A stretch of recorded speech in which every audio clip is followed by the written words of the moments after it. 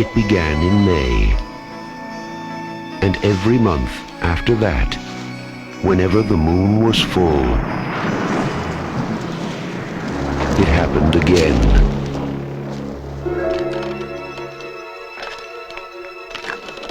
And again.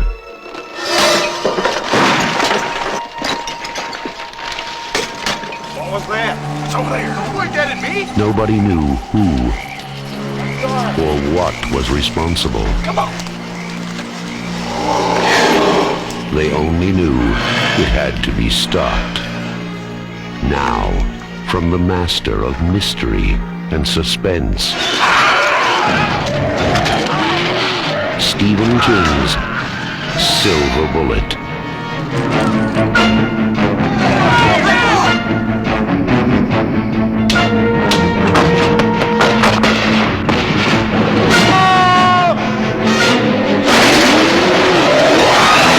Silver Bullet, the last glimmering hope.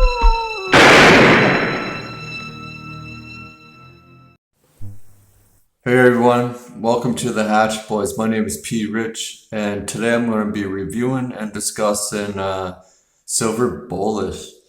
Silver Bullet is a 1985 American horror thriller film based on the 1983 Stephen King novel Cycle of the Werewolf.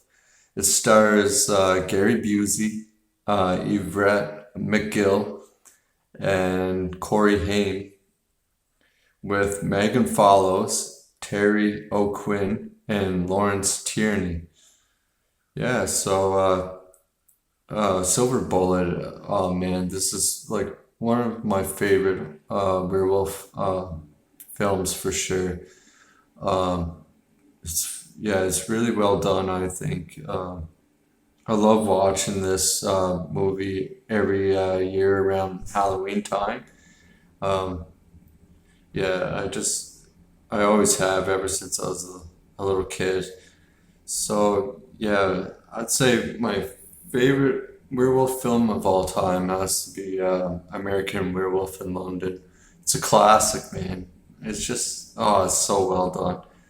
But anyways, getting into Silver Bullet. Basically the plot goes, the rocky relationship between Jane Coslaw, the film's narrator, and her paraplegic younger brother Marty, changes after a series of murders in their small rural town of Tarker's Mill, Maine, starting in the spring of 1976. Railroad worker Ernie Westrom is decapitated by an unseen attacker. It's a great scene, the opening scene. I love it. The cinematography in this film is pretty good. I'd say it's very well done, I think. There's like, you see the moon in the sky, and just the way it was shot, it looked really well done. And then you get the music. The music's another great thing, but I'll get into all that in the technical elements of this film. But yeah, I'm a big fan of the music and the mood and atmosphere. The look of this film, yeah, it's very well done, I think. The cinematography is great. And the cinematography is by Armando Nanuzzi, or something like that. But anyways, okay, so yeah, it's a great scene. Seeing Ernie's head get decapitated off, it looks great, I think. And just how it builds it up. You see like a POV shot of the werewolf, but you don't see the werewolf at all. Like, you just see his claws that go against his head, Ernie's head. He sees the footprints of the werewolf's footprints, and it's awesome, man. I just love it. And yeah, just how he decapitates his head, and his head goes flying in the air.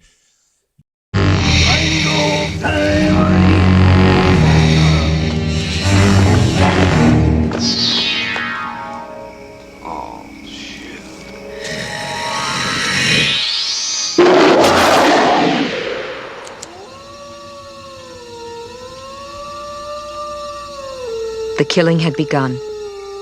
But at first, no one knew it. You see, Arnie Westrom was a chronic drunk, and what happened seemed like an accident. So yeah, then after Arnie gets his head decapitated off, there's a pregnant woman named Stella who prepares to kill herself because she's pregnant, and yeah, she's brutally murdered in her own bedroom. It's great. I think it's a really well done scene. Also, like this scene is really well done. Also, I think. You just see like kind of like a POV shot of going up to the window, and she's like, basically going to kill herself, and she's like, I know it's a horrible sin, killing yourself, and when you're pregnant too, it's like, don't you think, bitch? But anyways, so yeah, she fucking dies, man. The werewolf like slaughters her, man. It's awesome. And when the parents go up to her room, and just the blood, like the carnage of that is fucking.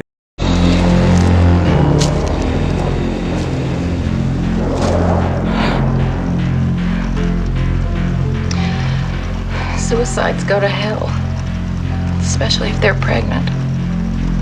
And I don't even care.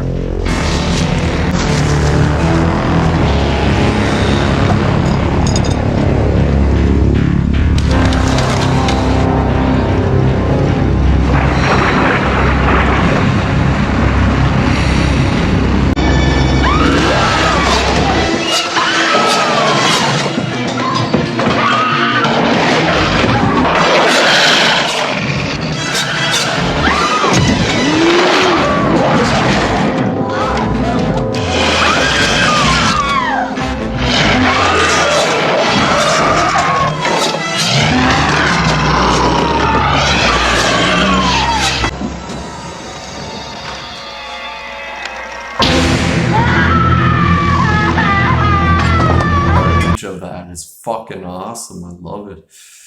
Then next we get a murder in Then next we get an abusive father. Milt Strumfuller is killed in the greenhouse. This scene it's not bad. Like I do like it. It builds up a lot of suspense. Like throughout this whole movie, I find there's a lot of suspense in this movie. It's not like really scary. I mean, it did scare me when I was younger, like as a kid, and I would watch this film. There's certain scenes that got me. But yeah, I mean, it's really well done. And so, yeah, the werewolf grabs him from under the floorboards. It's not like the best kill, but it's still not bad. It's how they built it up that made it great, I think.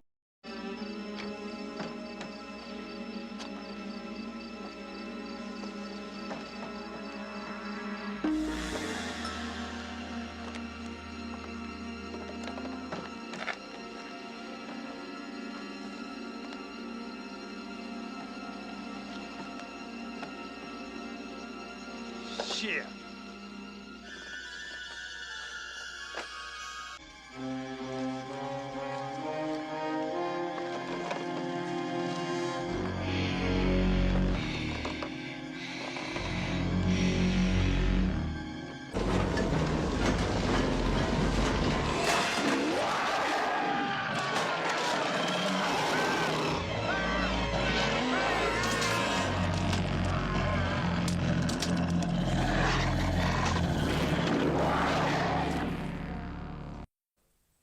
Marty's best friend, Brady Kincaid, is also killed. After Brady's death, citizens form a vigilante justice group. Although the local sheriff, Joe Haller, attempts to stop the citizens. But yeah, like he can't stop them. Yeah, they're like, werewolf will die tonight. Werewolves die tonight. And so evil dies tonight. No, it's not fucking lame like that. Fucking evil dies tonight bullshit. But fucking... Anyways, so yeah, they form a vigilante justice mob that goes after them. They go through the woods. And, yeah. It ends up bad for them. They all start getting picked off one by one by the werewolf. It's great. This whole scene is awesome, man. And I love how, like, you see, like, it's just like the fog, like in the midst of the fog, man. It's awesome. And it grabs one of the guy's baseball bats and fucking, like, starts beating the guy with the fucking baseball bat. And tell me in what fucking werewolf in what werewolf movie you would see a fucking werewolf beating the shit out of someone, like fucking bludgeon them to death with a baseball bat. It says Peacekeeper on it. It's just like in fucking Halloween Kills. So you get the mob and the Peacekeeper baseball bat. Fucking... Anyways, but yeah, I mean, it's great. For a stroll. We're gonna get that son. I want all you people to go home. I don't remember deputizing a single one of you. That's right, Joe. The only deputy you got is that fat shitbag beside you, and neither one of you has done anything about solving this case. We'll catch it. You couldn't catch a cold. The law has a name for what you people are planning. It's under the fog. Say, it's right here with us.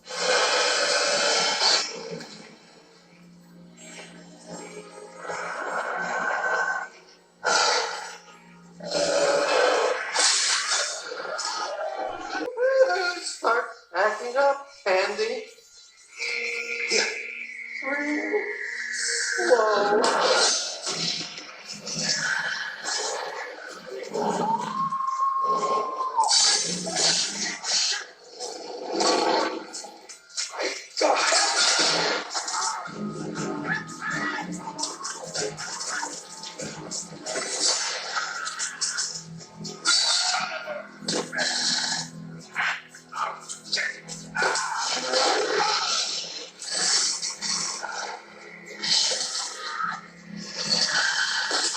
slow. In that scene after like the vigilante justice mob mentality or whatever, the survivors, especially Andy Fairton, later denies seeing anything unusual afterwards. Reverend Lowe dreams that he is presiding over a mass funeral when his congregation, including the bodies in the caskets, begin to transform into werewolves. This scene's great too, man. It's fucking awesome. Before his eyes, they attack him, he awakens screaming and he asks God to let it end. At a time like this, to find the words to offer you any comfort. There is no comfort.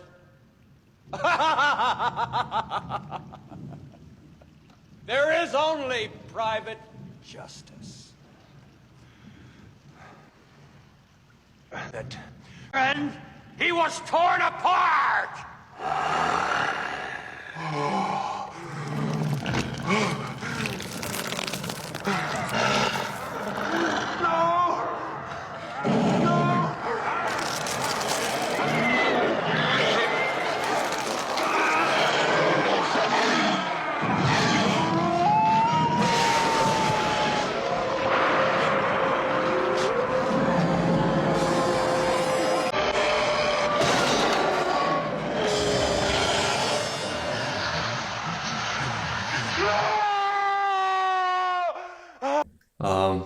So because of the mountain unsolved murders, there's curfew set.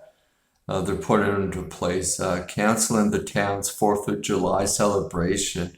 The Coswells decide to have their own backyard party and invite their mother, Nan's alcoholic brother, Red. Yeah, Gary Busey, Uncle Red. I mean, I like Gary Busey, man. I liked him in quite a few films, but this is like before. Well, Gary Busey was always fucking crazy, but this is like before he even got even more like fucking crazy, I guess. I don't know, but he does play his role like well. I'll get into that with the characters as well, but. So Red gives Marty a custom-built wheelchair motorcycle, which nicknames it Silver Bullet. And this thing is fucking awesome. I always wish I had this as a kid. I was like, man, I wish I had this kid's fucking like motorcycle wheelchair thing, man. It's awesome. So anyways, as well as the pile of fireworks so he can have his own celebration, Marty uses the Silver Bullet to go out in the middle of the night to a bridge where he lights off the fireworks. Fireworks get and then the scene the werewolf is going to attack Marty, right? And Marty lights one of the fireworks and it goes right in the fucking werewolf's eyeball.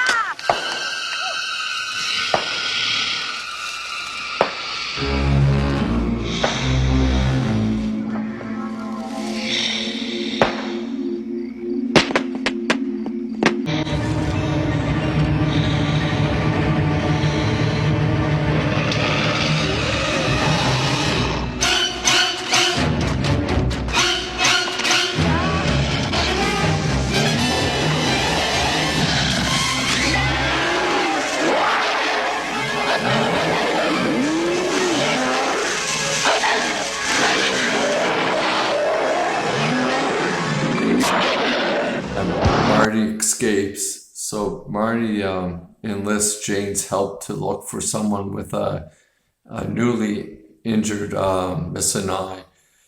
She discovers that Reverend Lowe is missing his left eye. He's wearing an eye patch. It's fucking awesome, man. It's like the Reverend is the fucking werewolf, man. It's just so awesome. It's very well written, I think. And she discovers that the Reverend is missing his eye. So realizing that no adult would believe his story, Marty begins sending anonymous notes to the Reverend Lowe, telling him that he knows who he is and what he is, and that he should just commit suicide in order to stop the killings. So Lowe tries to run Marty off the road. Yeah, another great scene. So he's like trying to chase down Marty and fucking run over him, like run him right off the road. And it's like a little chase because Marty's in his fucking souped up wheelchair, fucking motorcycle, Silver Bullet. And so Marty is trapped under a closed-covered bridge. Lowe, whose condition has fractured his sanity, tries to murder Marty. So he's like, Lowe apologizes and moves in for the kill until Marty calls for help.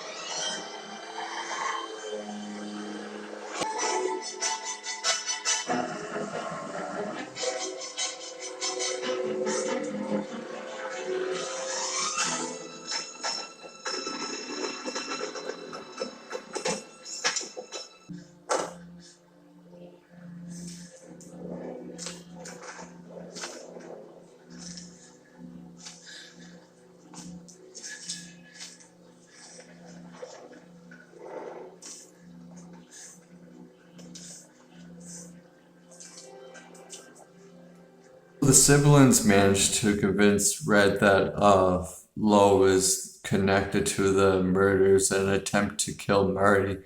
Red pursues the sheriff Holler to investigate that night. Holler's still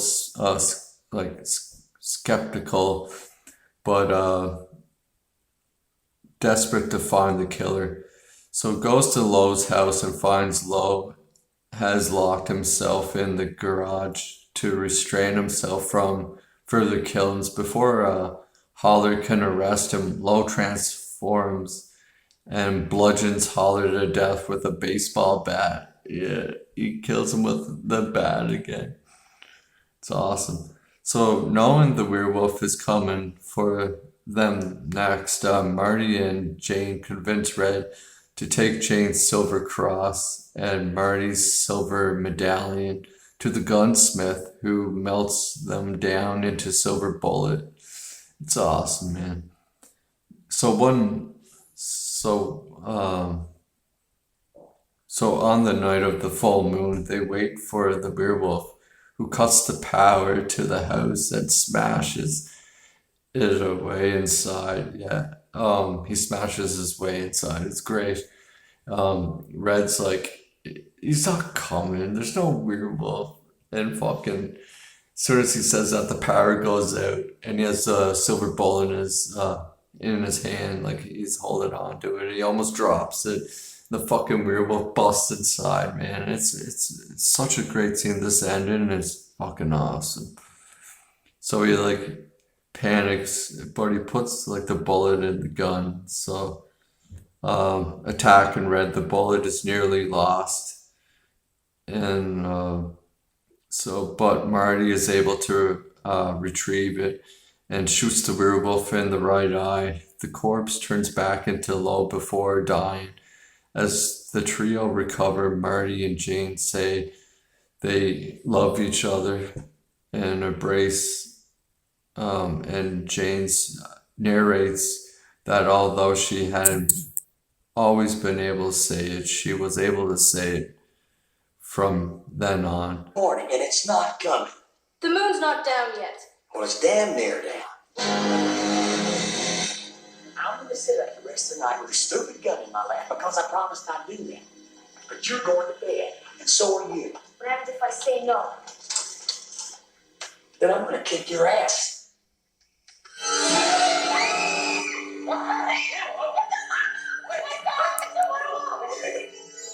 What did you see? What did you see? I was looking at you.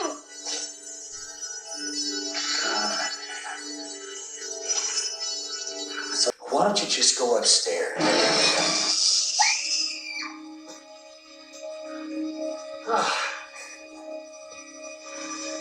Now don't panic. He's here.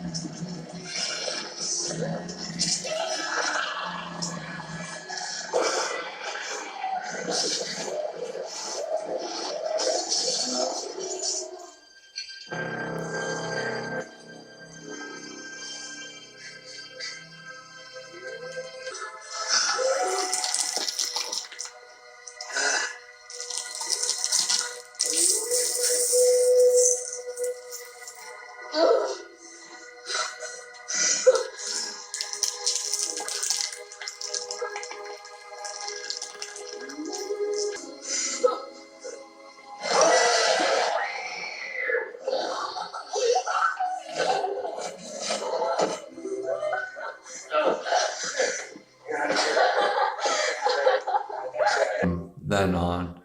Yeah, but going back to that scene, it's fucking awesome. It's like when he shoots him in the eye and he transforms like back into his human form.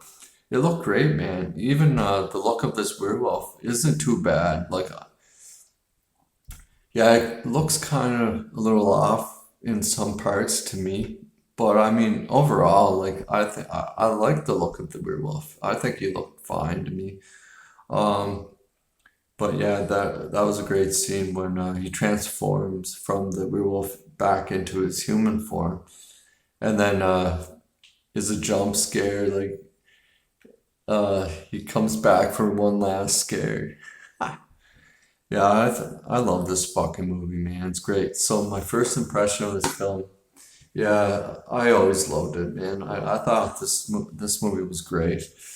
Um, yeah, I recorded it off my VCR. It was on TV one night, and I recorded it because I really enjoyed Stephen King. Like me and my brother, our father would send us his novels in the mail to us, and we would read them. And we had this novel, and then so once we seen Silver Bullet on TV, we recorded it. But I watched this over and over and over again. Like I don't know how many times. This and Creep Show I would always watch over and over again. I just love them both. Yeah, so usually around like every Halloween, I'll watch this movie and Pumpkinhead and all the Halloween films. Yeah, it's like a tradition of mine. So, but anyways, yeah, I remember when I was in elementary school. Yeah, I really enjoyed this film, and in class we used to have to write short stories. So I came up with my own werewolf short story, and my teacher probably thought I was fucked up because I would always write like horror stuff for short stories when we would have to in English class. So, anyways, it was called the Handicapped Werewolf. It was like about a fucking werewolf that was handicapped, and he would fucking like murder people and eat them and shit. So, but yeah, that like inspired me to write that short little story called The Handicapped Werewolf. My brother used to fucking make fun of me for it because I was like right into like Goosebumps books too. I own like all that collection of Goosebumps, and yeah, I remember that Goosebumps book, the werewolf one too. So I love that book. But anyways, yeah. So I wrote that short story. My teacher thought I was weird as fuck. But anyways, okay. So now we're getting into the cast. I mean, we got Gary Busey as Uncle Red. I like Gary Busey, but yeah, he's a little fucked up nowadays, but whatever. I mean, a lot of movie stars are, so whatever. And we get Everett McGill as Reverend Lowe. Yeah, he was good. I liked him. Corey Haim as Marty. He was great too. I think he was a great actor. Corey Haim, yeah. And Corey Feldman, they're both great. Megan Follows as Jane. She was great too. I like her. Terry O'Quinn as Sheriff Joe Hollard. He was alright. Anyways, okay, so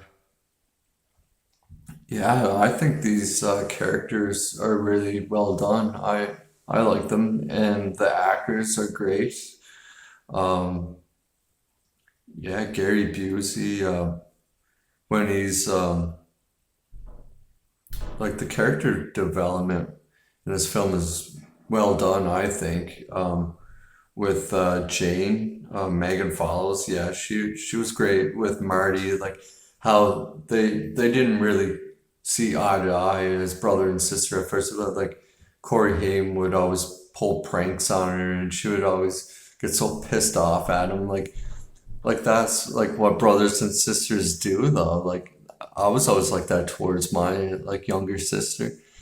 Yeah, like that was our relationship. We would always pull pranks on each other, or I would always tease her and she would always get pissed off and punch me in the nose and like break my nose one time. Anyways, but that's what like brothers and sisters do, man. It's just like the relationship, I guess. Yeah, it was sort of like mine and my sister's. I thought it was great. And Corey with Red, yeah, it was great. Their chemistry was very well done also. And the Reverend, like, yeah, he played a good villain. Like I liked how it's like the werewolf is a reverend, and like a reverend's supposed to be like, you know, like shall not kill, and like following all the 10 commandments, and like the sins of like all that shit of killing people. It's almost like he almost went after for like at first like people that, well, don't deserve to die, but I guess had sins of their own, because he was like the reverend, so he would know like their sins, right? Because they would come into confession and confess their sins to him, so he would guess and kill them, right? But anyways, yeah, I thought he was great. That scene when he's going after Marty, I love that scene. Like he played that off very well, I think. Yeah, you meddling little shit, he says. That's fucking awesome, man. And in his eye patch, it just looked fucking badass. And yeah, so anyways, yeah, the technical elements in this film I mentioned before, the cinematography, it looks great. The mood and atmosphere, the way it was shot, like when that mob goes after, yeah, they're trying to kill the werewolf. That whole scene was great. I lost suspense. It builds up suspense, and you don't see the werewolf like once at all. You just see his hand and the baseball bat, and he's like beating the fuck out of the guy until he's dead. Like it was great. And like I said, like you see it, the fog, the mist or whatever, like in the woods, and it's dark, and there's only like a little light. Like the lighting's great in this. The music's great. I really enjoyed the light and the music. Yeah, yeah, the sound's not too bad too. Yeah. Yeah. What else? Anything else? The editing seems fine to me. Yeah, the practical effects are great. Like, I mean, the werewolf does kind of look a little funny in some scenes, but overall, I like the look of it. Yeah, so,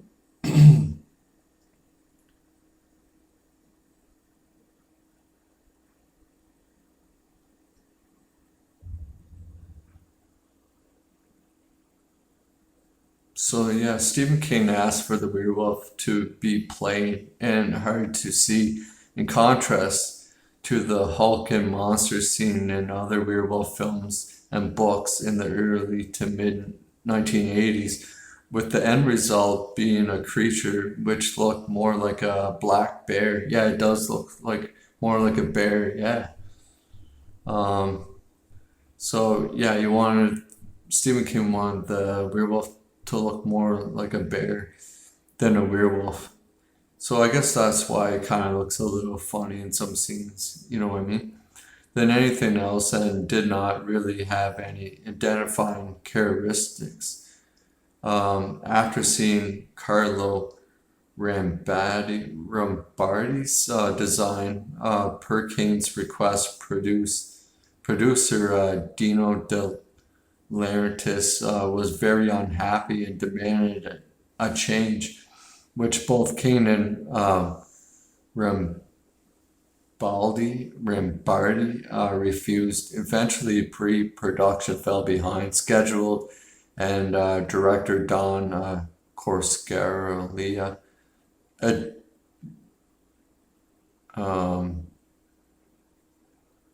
So they started filming the non-werewolf scenes without knowing what happened with the werewolf suit. After completing the non-werewolf scenes and not having any clear picture about what would happen with the film, Corsaria resigned as director and was replaced with Hatchet.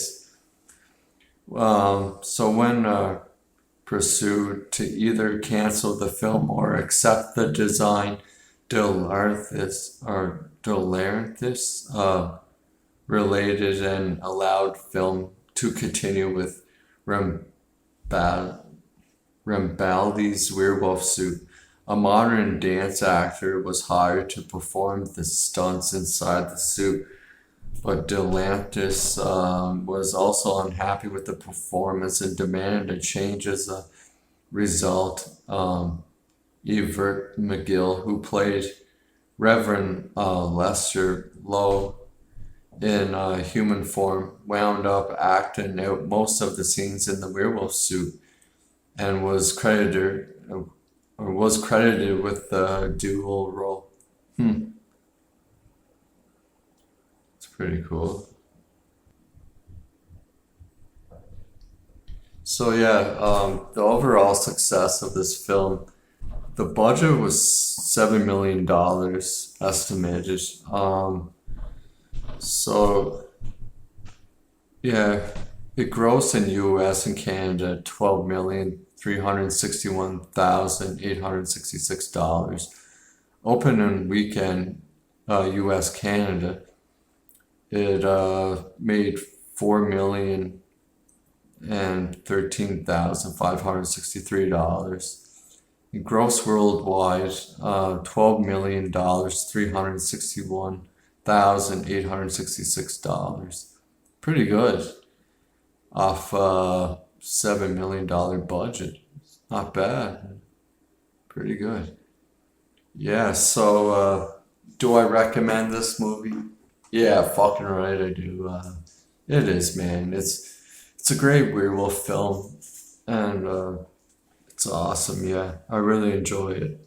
I think it was well done, even though the werewolf kind of looks like a black bear, but I mean, it's still good. Yeah, there's a lot of memorable scenes in this film, and yeah. So I rate this film an 8 for me. I'd say 8.5 out of 10 for me. Yeah. All right, so that's Silver Bullet, y'all, and thanks for dropping in and tuning in to the Hatchet Boys. Here's everybody. Bye.